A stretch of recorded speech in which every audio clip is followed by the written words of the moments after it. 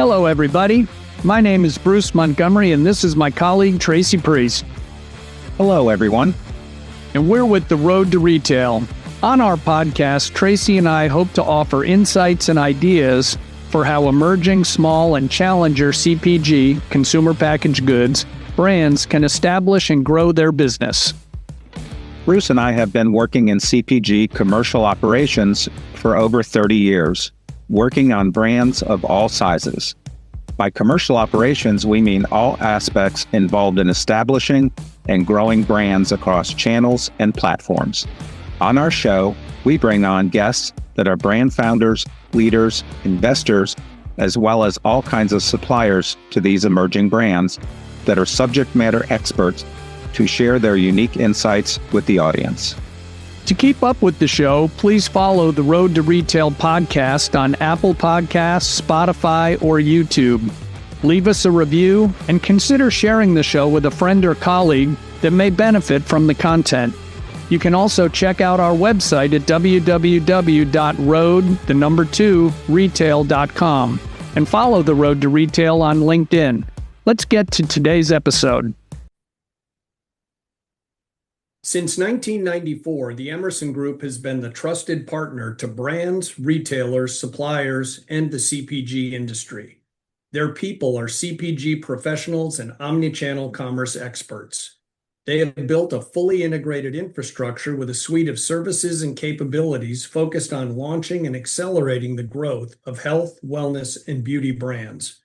Powered by their proprietary Omega AI data technology platform, which utilizes a brand's insights and data analytics to create a brand's go-to-market strategy, optimize their omni-channel distribution, build marketing plans, and optimize supply chain. The Emerson Group infrastructure and capabilities serve brands in the United States, Canada, and Mexico. To learn more, visit their website at www.emersongroup.com. Today's show is sponsored by Retail and Response. You've heard it a million times on this podcast. It's not about getting your product on the retail shelf. It's about moving product off the shelf and hitting the retailer's sales velocity hurdles fast. Otherwise, they're going to begin the discontinuation process. Trust me. A slow sales start can be fatal to your brand. You need consumers coming in seeking your brand. You know, the one they heard about on radio or saw on TV. If you think radio or TV advertising is too expensive, you need to speak with our friends at Retail and Response. With over 30 years helping drive hundreds of millions of dollars of sales for their clients, Retail and Response can get your brand on radio and TV for pennies on the dollar. Check them out at retailandresponse.com. That's retailandresponse.com.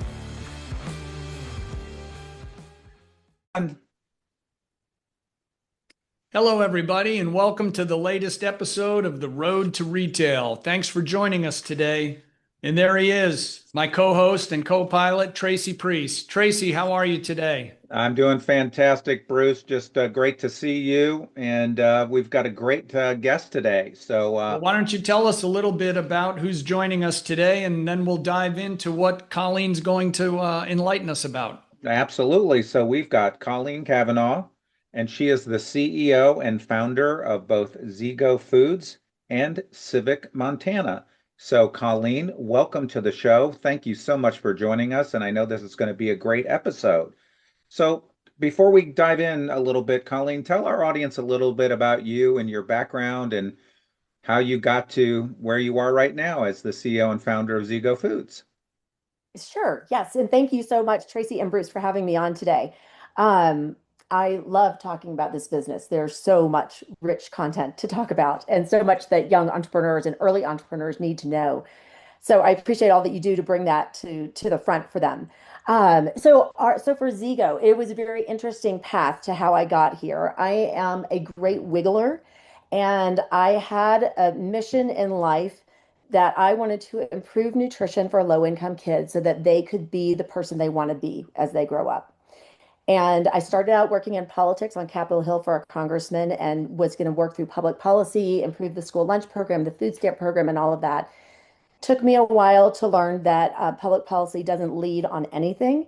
and it's actually the food, reflective of the food system itself. So I had to get into the food system, and you can't improve the food system for one group of people. You have to improve it for everyone. So I started working on how do we improve nutrition for the most vulnerable in the food system, which outside of income would be the people who have special diets, right? People who have severe allergies, several severe allergies at once, who are gluten intolerant and also dairy intolerant. All these various autoimmune diseases that have become so common now. Back when we started about 15 years ago, were really fairly new. And that's really when their growth started going up. So I thought, well, I need to get into the food industry. And first of all, I just wanted to start helping people right away. I wanted to hand them solutions because I was tired of working on public policy. So, and just telling people what to do and trying to influence public policy. And so I went ahead. Thank you. My colleague is dropping off products so I can show you guys. So I decided that I would get into the food system to figure out what is going on in food. I knew that that could be harming health, right? So not just looking at special diet people, but what is happening in food companies that we have all these autoimmune diseases? Why aren't we thriving as a country? So I wanted to start a company to get on the inside, and I knew there was this market niche that we had some allergy-free foods, but really they were all more on the junk food side. How do I make a cookie that tastes like a cookie but isn't a cookie? How do I make, this particular type of snack, a candy, that type of thing that's allergy free. So I was like, all right, I'm going to start an allergy free, gluten free company that from the ground up is made from whole food ingredients. So fruit, nuts, seeds, and eventually oats. And so everything that we build on top of that is then going to be less processed, more healthy. And then we started in snack bars and ended up in breakfast food. And now I'm vertically integrated at my own gluten-free grain mill in Montana. So there you go. Oh, I love that. Well, of course, I love your starting a passion. very healthy company from scratch after working in politics where maybe nothing gets done, you were doing everything yourself. So, well, So true. well done by you. So, Colleen, in any competitive category, differentiation is critical. And you just touched on a little bit of serving these kind of niche needs of people with food allergies, et cetera. But Right. what gap did you see in the market, and how did you differentiate Zego Foods, the brand, from the other brands in the category? Because I am available to be your cookie taste tester. I do rent out my palate. I'm pretty much an expert. But how did you shape your company and make sure you were maneuvering into a space that not only filled a need, but would, also be financially worth your blood, sweat, and tears? Yeah, that's a really good question, Bruce, because when we started out, we were really focused on allergy and gluten-free and healthy, right? That was it. And what we discovered is that that is not a big enough market to build a brand on. So it dovetailed in with what I learned once I got into the food industry. So this is our flagship. Oh, I've got my blur on, so see if we can get that in. Nope, we cannot. There we go. Oh, there you go. There we go. That's our Nice. flagship product. So when when I was building the brand, and we were still in gluten-free, allergy-free, and we were in snack bars, I was asked by a company, a nonprofit, to test our products for glyphosate. And at the time, I had no idea what it was. This was back in like 2015. And they explained what it was. It's in the Roundup, and it's the most commonly used herbicide in the world, and it's linked to all these health problems. And I was like, oh, wait a minute. Maybe this is part of the problem, why people are getting these autoimmune diseases, et cetera, is because the food itself has residue on it from pesticides. So we tested everything. We were organic. That was part of our value proposition. There's very few organic companies in the allergy-free space, even to this day. And we were like, well, we'll be fine because you can't use glyphosate in, organic farming. And it turned out, to shorten the story, the cinnamon in our cinnamon bars was chock full of glyphosate. And so we traced it down, and it was just straight up fraud. There wasn't any more story than that. It was just straight up fraud. Ended up switching cinnamon companies because we didn't get a good response from the company. And as I started looking more into toxic residues on foods, I realized, okay, well, it's not really fair for us to say that we test for glyphosate necessarily on or the fruit that we have, because fruit, usually glyphosate isn't there when you test it. They have other issues, other fungicides that you need to look for. So then we started testing for a panel of about 500 different chemicals, that some of which are used on fruit. as we got through that, then I started learning about heavy metals and the importance of making sure that your heavy metal content in your food is really, really low. And so I started testing our products in the late 2010s for heavy metals, looking at lead, arsenic, and cadmium and mercury. And that to me was the real bomb. These other chemicals we didn't find so much, especially because we were organic, but organic says nothing about heavy metals. And so we were both driven by what we want to do, which was to provide truly nourishing food that people can really base their lives on, right? And become the person that they want to be and be healthy and thrive.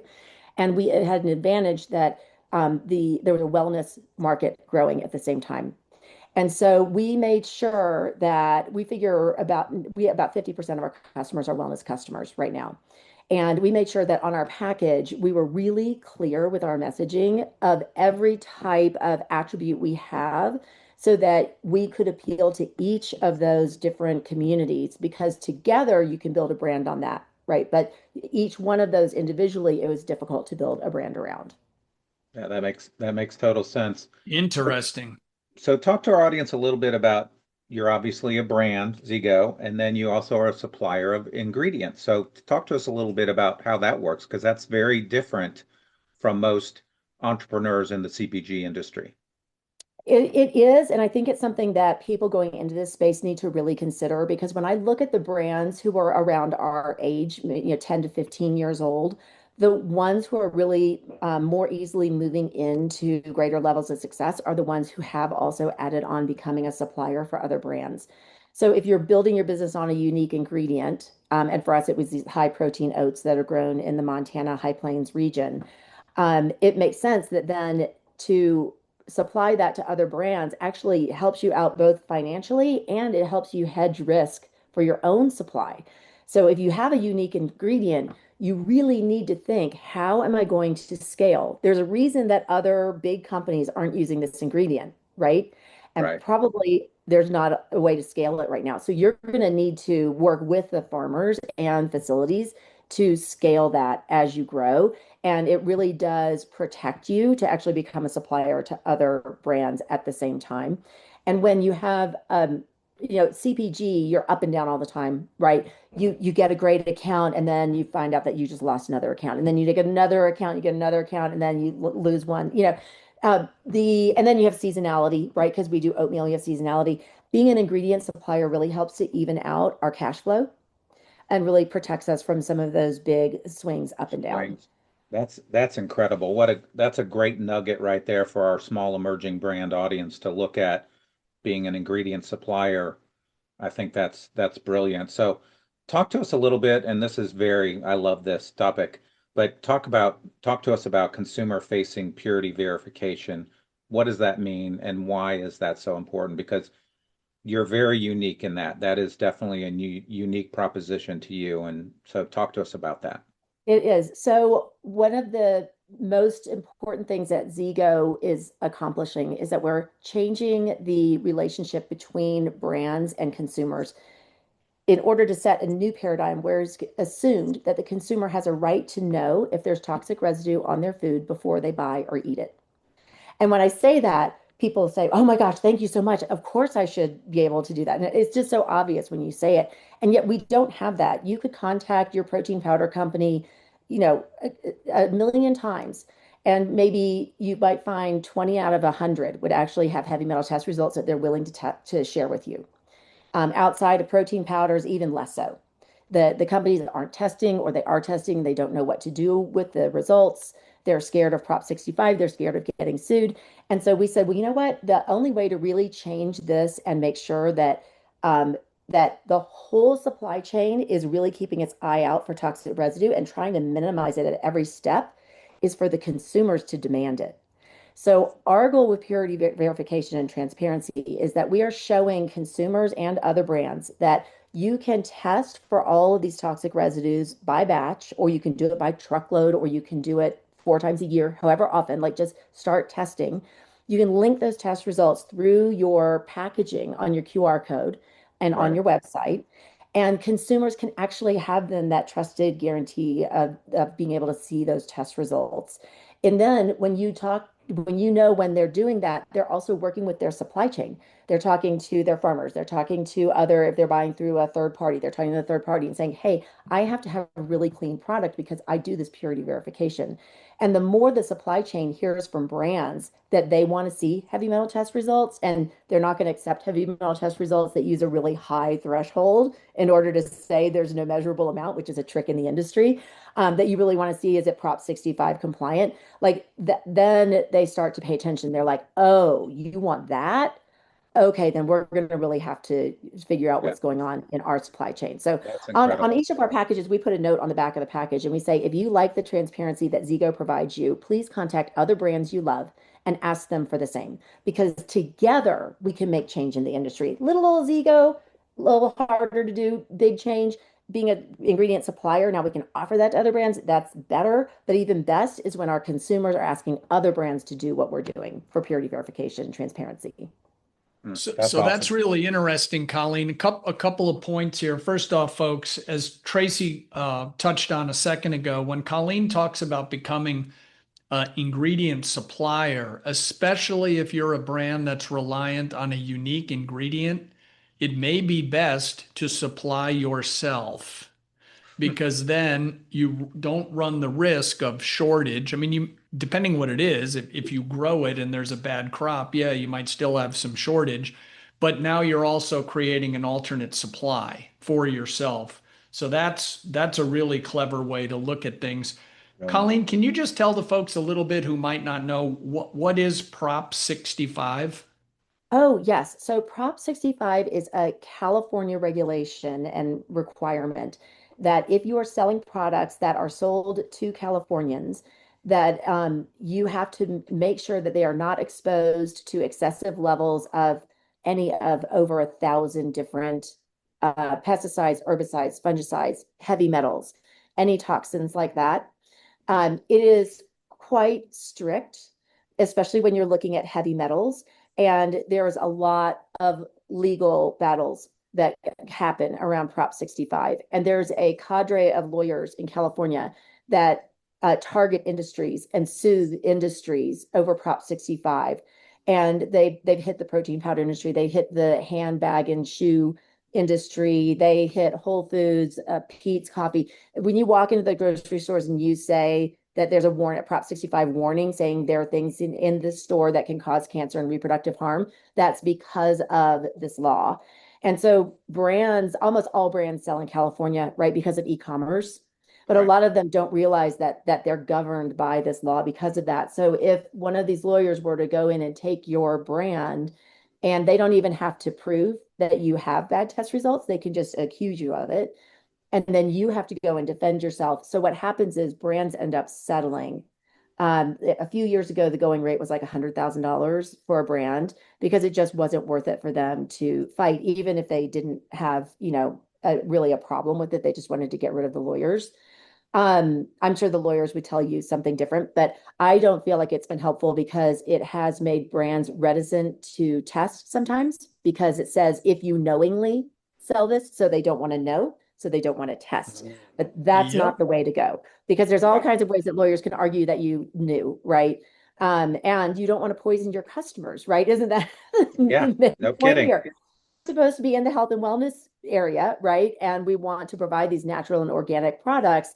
So we need to make sure that the supply chain is clean. And if we're not testing, we don't know where those hot spots are. And that's usually what you find, right? Most food is fine, but you have hot spots where it's really not. And that's really what we want to get at with our broader Zego. I would say Zego is 51% for-profit company, 49% advocacy organization.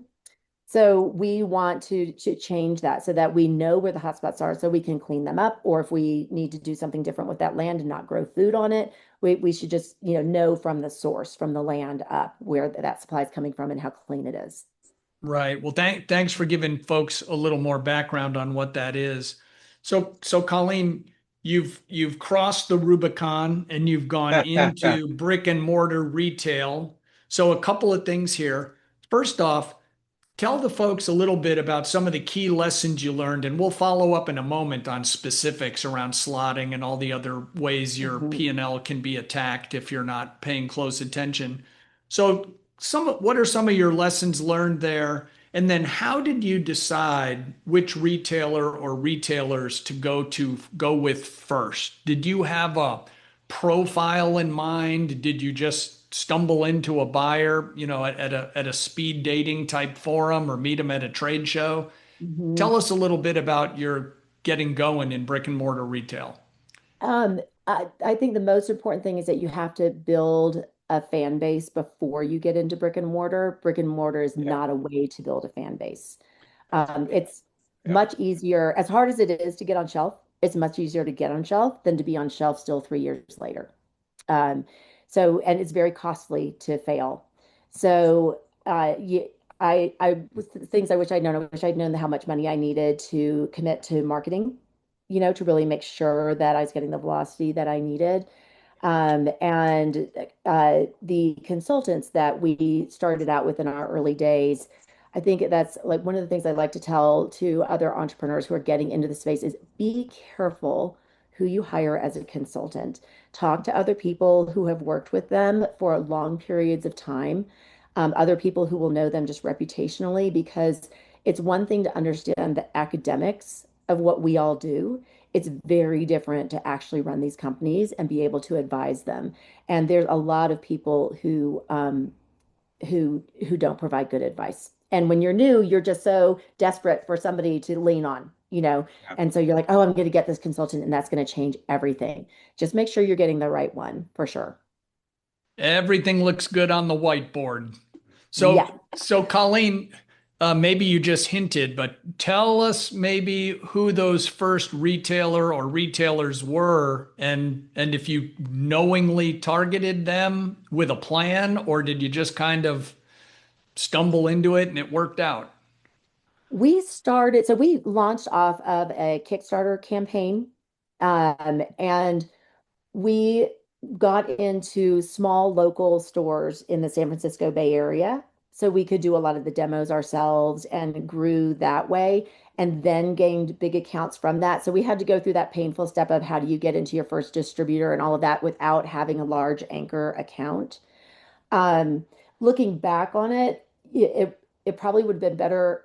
I don't know. Might have been better if we had shopped around and tried to get a big anchor account before we really started launching, just so that we knew that we had a certain amount of production that we would be flowing through. It's very hard when you're producing very, very small amounts, to really make your investments work. Um, but that I think our first big retailer, it might have been Sprouts actually, as far as like and nationally with Sprouts. And we are still there. That's a great relationship for us. And to the other thing is to I think well, if we want to go into advice, like start regionally, and make sure that if you can start in farmers markets, if you have that kind of brand and that type of product, and then build up from there, it's a great way to go. But then again, if you have like the newest, most amazing, whatever it is, and Kroger wants to take you nationwide, um, and you know that there's a market demand for it, I wouldn't necessarily turn that down. So it just depends on what your product is and how unique it is and how high the demand is for it. So, folks, Colleen just hit on a couple of themes you've heard here before, so we'll just recap a few of them. So, her example there at the end, if Kroger wants to work with you and take you bigger than you thought, you better make sure you can keep up.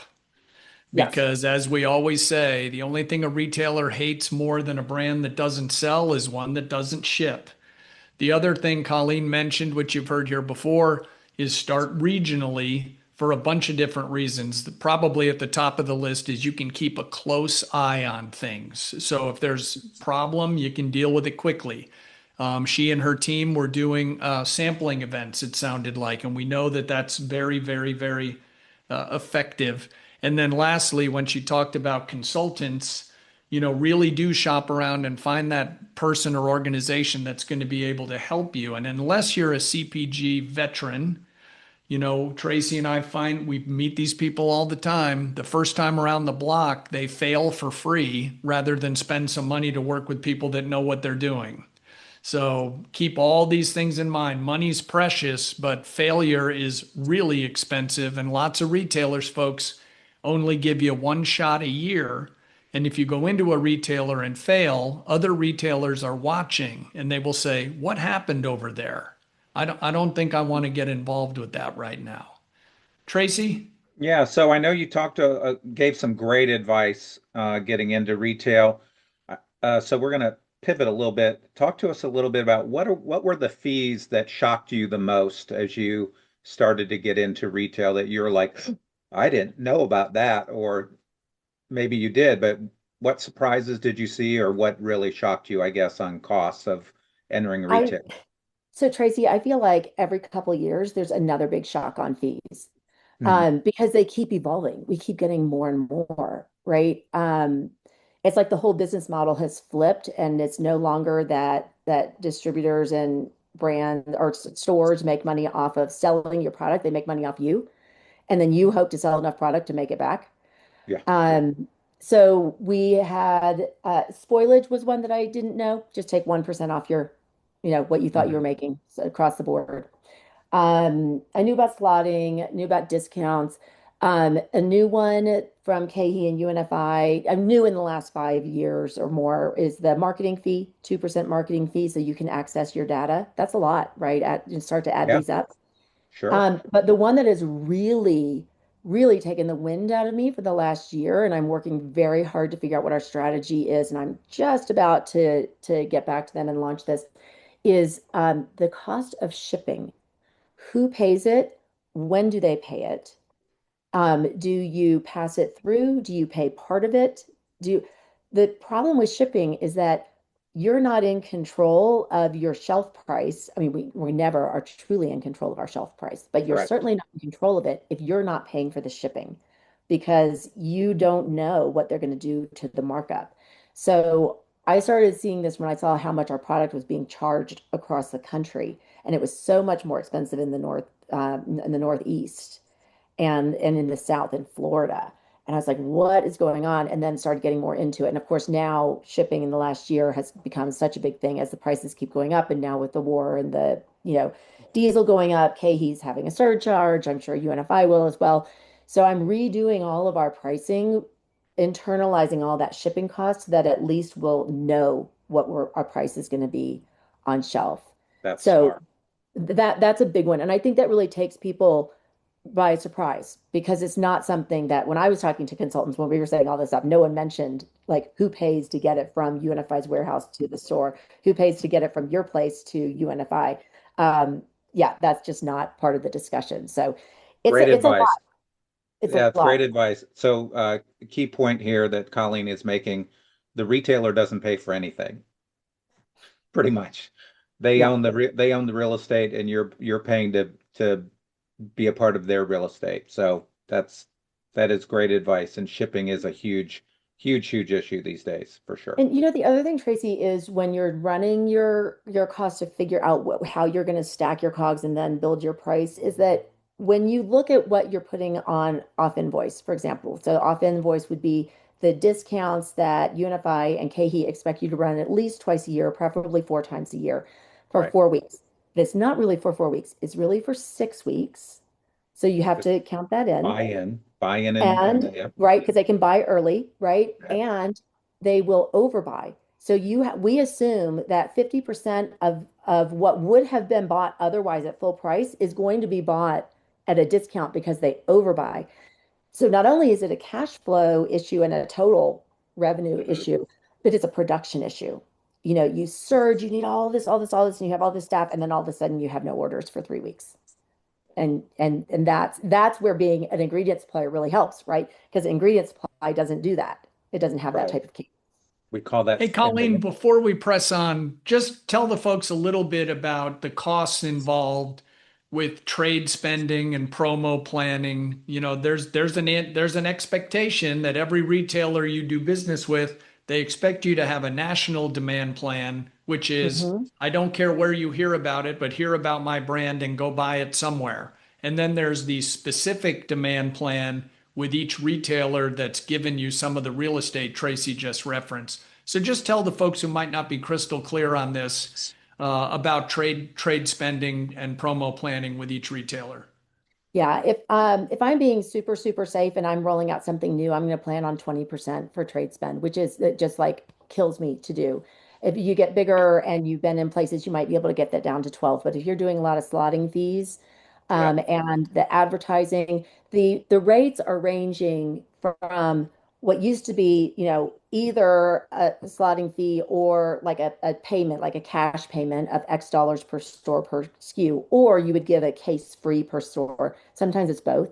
Sometimes they're asking for 2 or 3 cases, but you can Hmm. push back on it. Like all of this is negotiable to a Right. point. So you should Totally. always go back and say, hey, hold on. Like, for example, we work directly with farmers and we're trying to change the way the organic industry pays farmers because right now the brands and the stores make markups based on not just their COGS, but what they think the consumer will pay. And they're actually increasing the margin too, in my mind, too high, which makes it too expensive for the consumer. And it decreases the amount of demand for the farmer. So now we have farmers dropping out of organic, right? And we want to keep them in, but they're not getting paid enough and there's not enough demand for their product. So we're actually flipping how we run our COGS model to come up with pricing so that we have a profit share with the farmer so that they can benefit. So if we sell to Whole Foods, say, I can say to them, they'll say, okay, well, we want, let's just say 2 cases a store. And I haven't talked to we're in Whole Foods, but I haven't talked to them a while about, what they do for it. So I don't know if this is actually what they do. So let's say they say it's 2 cases a store. I would go back to them and say, okay, we can do that, but we share what we save on slotting with the farmers.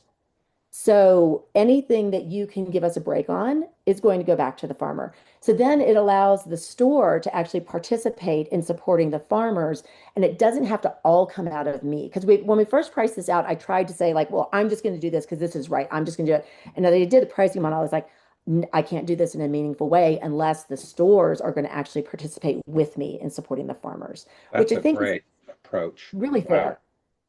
That's That's a great super approach. interesting. So, Wow. Colleen, it would not be a business discussion in 2026 if we didn't ask you how Zego brand is using AI to gain a competitive advantage in the marketplace.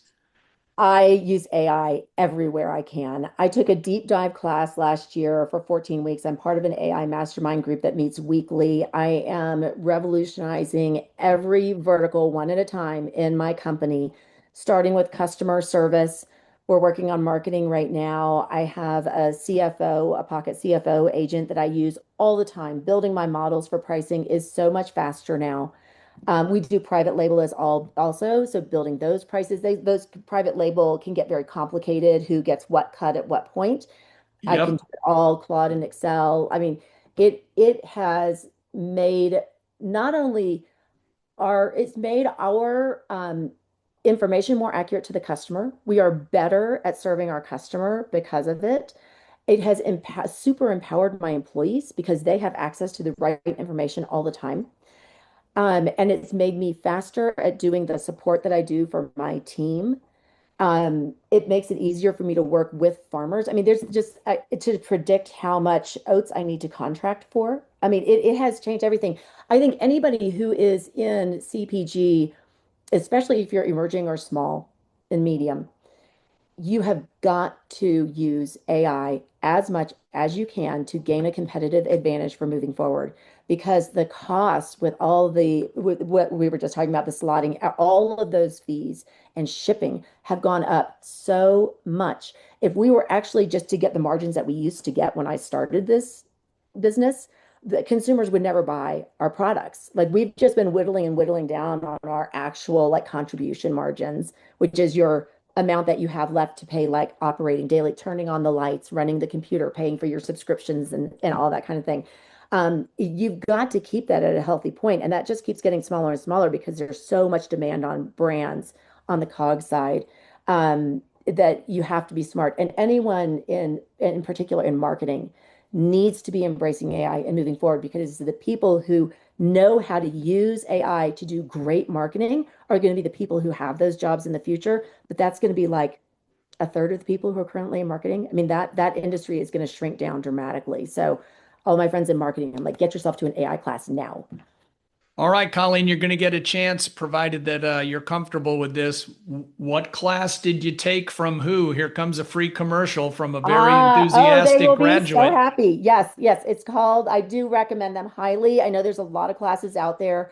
The Uncommon Business is the name. The class I took is called A2A. It's Automate to Accelerate, A2A. They actually are like closing out registrations for their next class within the coming days. So if you're interested, you should actually jump on it right away. But that's really quick. You can also do it next semester. So they do it kind of by semester. So they'll start up again in the fall. But get yourself into a class, learn, pick up some of these tools. If you use Excel, get into Claude and Excel. It just sits right there in your Excel spreadsheet and acts as your little pocket CFO. It is amazing. So you can make strides without doing the class, but the class is going to make you much, much better at what you do. All right. Well, they owe you a dividend now from all the people that'll sign up. You know, Exactly. the way Exactly. that we are really looking forward to using it when we get there, because I'm doing more of the critical basic pieces of the company right now, is for our purity verification testing and tracking and the farmer testing and tracking. So one of the value propositions that we bring to retailers and consumers is we work with US farmers exclusively. And so if you want to support US farmers, and we work and the purity transparency, so US farmers who are watching growing their soil, making sure that it's healthy, making sure that it's not going to uptake heavy metals because it's very healthy soil because they're not using all these pesticides and fungicide stuff. All that tracing and testing takes a lot of time, not an extraordinary amount of time, but it's just a lot of data points, which is perfect for AI to normalize and make it into a digestible piece of information for the consumer. Like I am really, really excited about that. And we're working with Audacious on the nutrition side of that as well. So we're going to be able to pull in our testing data on the toxic residue on the food with their detailed nutrition profiles and see where do we marry up. What happens with heavy metals if your nutrition is high or low? Do you uptake heavy metals less, one versus the other? We have ideas, of course, but we're going to be able to show that. So AI is going to really supercharge that piece for us. That's amazing. Absolutely amazing. So talk to us about what marketing vehicles you use for Zego to drive awareness, trial, and all the other things needed to build a brand. Yeah, Zego, it's a really good question because Zego isn't typical in that we're not running Facebook and Instagram and TikTok campaigns and constantly tinkering to find a particular ROI. We really work with building our social media base, our blogging, our within our community of wellness folks and gluten-free and allergy-free. We do a lot in store. We do demos, which I know some people don't like demos, and I know they're expensive, but you've got to do them. It just really there's no other way around it. Going to various consumer-based shows because we are in allergy and gluten-free. There actually are shows across the country where consumers come and can taste your product. So we've had a unique opportunity with that to be able to do that with a very targeted consumer group for us. And then to be honest, because we do have this purity promise and we do work with US farmers, we have a really solid fan base that recommends us a lot. And so, like Thrive Market brought us in because they had people requesting us. The people, when they see us, they're like, oh, you brought in Zego? Like, Zego is the top of the oat, hot and cold cereal category. If you want pure, clean, delicious, it is the mark, right? And that's our goal. Each of our products has a big symbol on the front that says purity verified. And we want that to sit on that shelf next to all of those other oatmeal brands. So when consumers look at it, like, wait a minute, why aren't my other oatmeal brands purity verified? Why aren't they? And then they start, direct messaging them and saying, hey, wait a minute, don't you test for heavy metals? Can I see your test results? What's going on? So we're really in there. Being on shelf is really important to us. We're not just a brand that wants to be in selling on the internet. Being in on shelf is part of who we are and how we talk to consumers. Awesome. Bruce? Yeah. So, Colleen, you touched on this a little bit, but Zego is vertically integrated as a brand with your ingredient company. So, how did you take a small brand back in the day when you were getting started and build it into the two successful businesses? You already kind of hinted that it was like, hey, I've got some unique ingredients. It might be easier to be my own supplier, but why don't you just fill in some of that for the folks? I mean, because it's hard enough to be a successful entrepreneur with one business, yet you were a masochist and did two. Yes, it is fairly unusual. We might be the world's smallest vertically integrated company. But it was so we the farmers that we were working with who owned the facility where I am right now in Montana, they were rolling out our oats. They were working with farmers to contract to grow the oats for the high protein hulless oats that we use. And they wanted to retire. And so they called us in and said, hey, would you be interested in taking this place over or running our brand or managing it? And we were like, no, no, no. And I was like, wait a minute. I thought about it for a while and was like, hold on, let's think about this. And so I met with the Economic Development Agency here in the Bozeman area, and they told me about an upcoming USDA grant, which was the best thing in the world because these small regional facilities are really critical for our food supply, but they've been going away very rapidly. And so that's why smaller to medium-sized farmers cannot differentiate their ingredients when they sell them. They often have to sell them to grain elevators because they can't find a processor in the region who can pay them for the uniqueness of what they grew. So they just have to sell it as a commodity. And so the USDA grant, Organic Market Development Grant is what it's called. We got $3 million to set up a gluten-free grain processing plant here. Now we could already do oats, but we were able to expand it to do other gluten-free grains like millet and buckwheat, for example. So farmers, we to show you how few of these regional processing facilities there are. We are one of 3 or 4 buckwheat processing facilities in the country. They're Wow. just in the whole country. There's one in North Dakota, there's one in New York, and I think there's one more.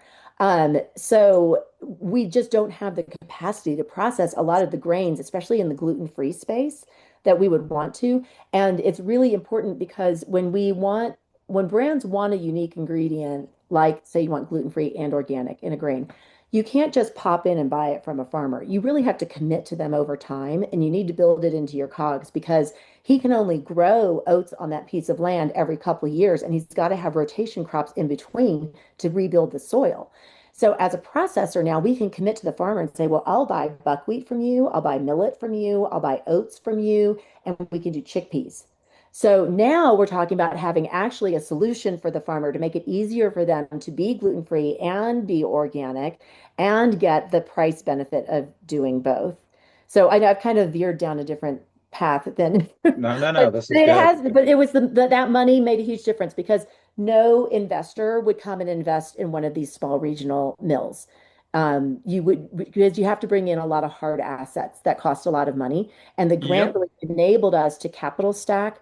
So we had the grant, it enabled us to get some equipment and to get we purchased the facility on our own with the help of the farmers, with financing from them and the Economic Development Agency.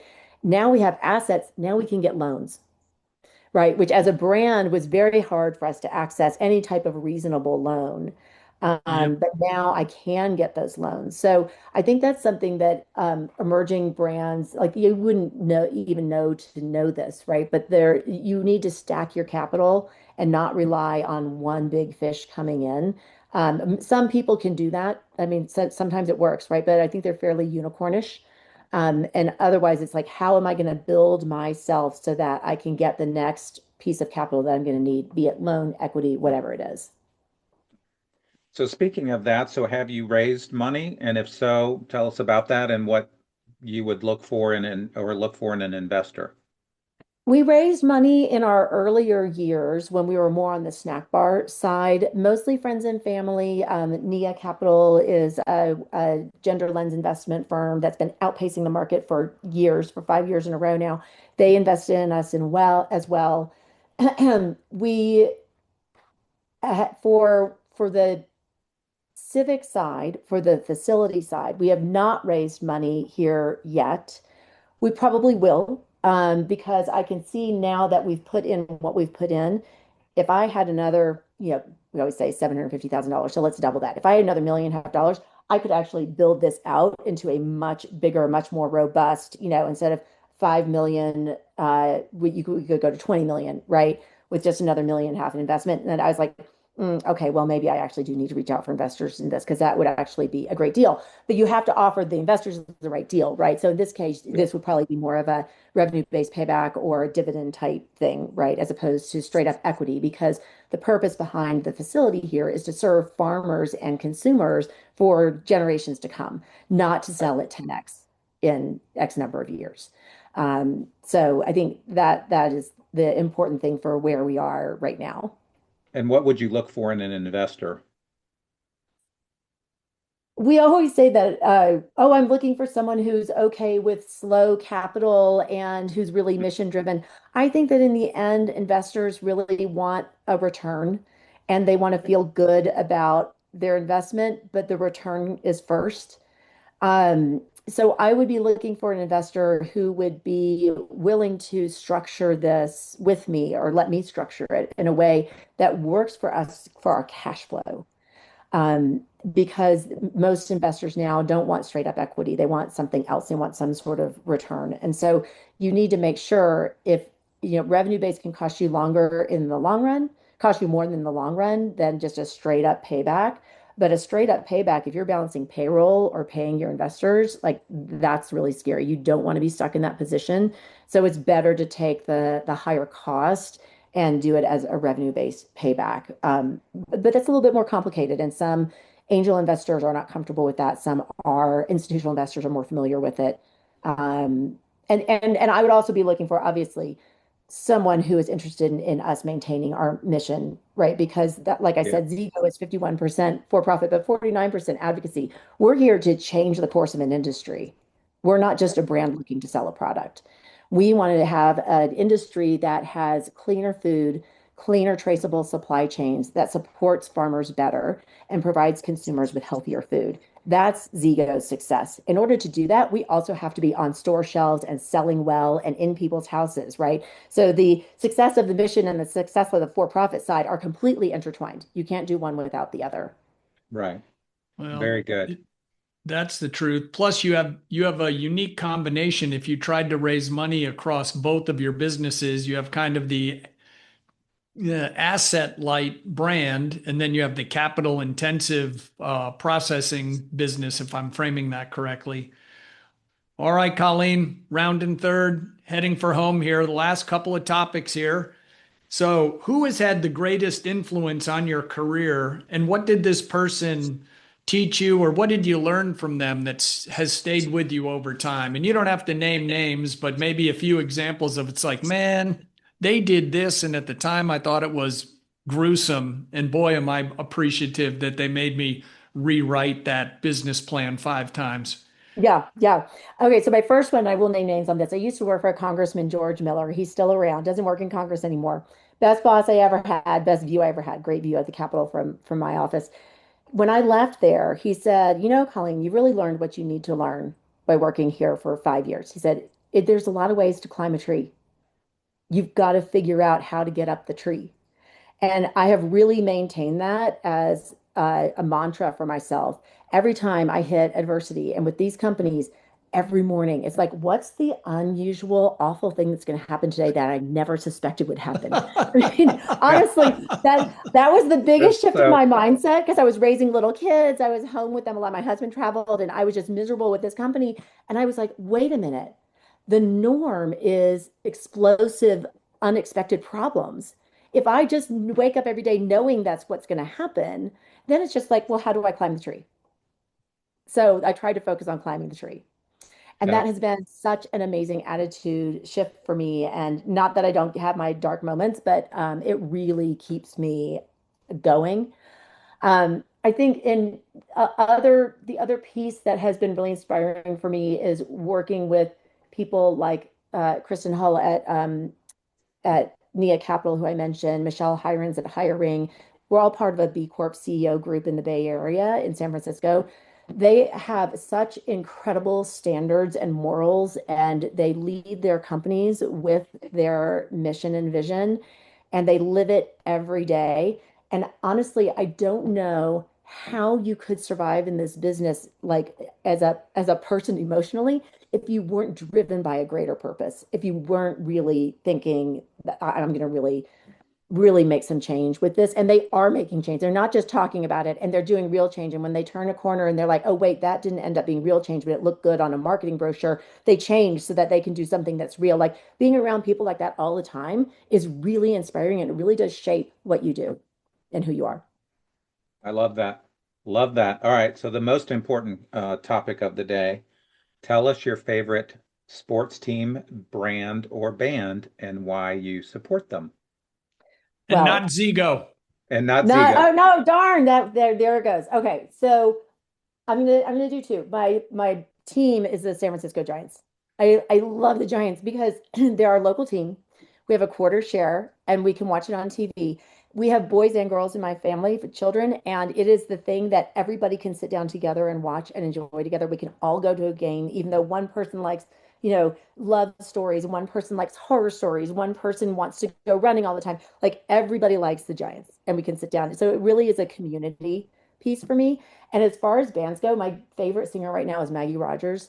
And every time I'm in Bozeman a lot because we're getting this facility up and running, right? So I'm here about 60% of the time. So when I go home, I like celebrate as much as I love Bozeman. I celebrate getting back to San Francisco. And as I'm walking off the plane, I queue up Maggie Rogers to play this one particular song as I'm getting off the plane. And it like completely shifts my attitude. Like if I was so tired and I'm covered in buckwheat dust and all these things, I put on that song and I'm like, it totally changes my whole like rest of my day. It's awesome. Love That's that. great. Yeah. So Colleen, how can people get in touch with you or learn more about Civic or Zego Foods? What's the best way to learn more? Perhaps reach out. Yes, absolutely. Of course, I'm on LinkedIn, and you can reach me at Zego. I mean, that you could and anybody can email me, Colleen at zegofoods.com. I read about a third of my emails. So if you really want to reach me, it's better to reach out to like sales at Zego Foods or somebody like that, or customer service, because then they'll route you to me. I do some public speaking, Expo West, things like that, talking about our mission, vision, and things that we're doing in the supply chain. And if you are a brand that is looking for allergy-free, gluten-free co-packing, we do that. So a little ad for Civic, we can do that for you. And we'd love to work with you. We would love to help people find U.S. supply chains. If it's not us, we can refer you to other people that are working on U.S. supply chains. We really want to do that farmer connection and encourage brands to be building in that cost of working with U.S. farmers early, so that they can make sure that there's, have that in their long-term plan that they can do. So I love talking to people about that all the time, anytime. So if people want to do that, please reach out on LinkedIn, reach out to us at the, customer service. They'll route you to me. The more we can talk about the importance of this and securing our good U.S. farmer supply chain, the better, the safer we're All going to be. right. Colleen, thank you so much for that. Okay, Tracy, the big finish. Absolutely, Colleen. This was awesome. I just so love your passion and your purpose. That's what I got out of this, your passion and your purpose for healthy foods. And I love that and I applaud you. So audience, thank you for joining us today.